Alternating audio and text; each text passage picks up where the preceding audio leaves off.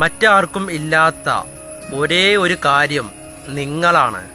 നിങ്ങളുടെ ശബ്ദം, നിങ്ങളുടെ മനസ്സ്, നിങ്ങളുടെ കഥ, നിങ്ങളുടെ വിഷൻ.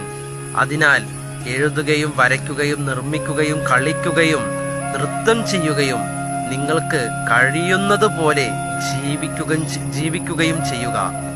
ജീവിതം നമുക്ക് എപ്പോഴും നമ്മൾ വിചാരിച്ച പോലെ നമുക്ക് ലഭിച്ചോളണമെന്നില്ല. ആഗ്രഹങ്ങൾ എപ്പോഴും നമുക്ക് സാധിക്കാൻ കഴിഞ്ഞോളണമെന്നില്ല.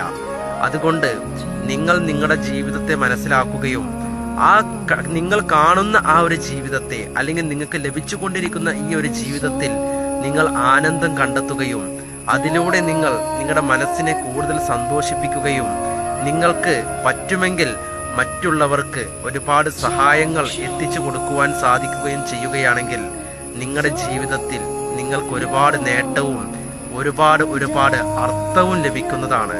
മറക്കരുത്.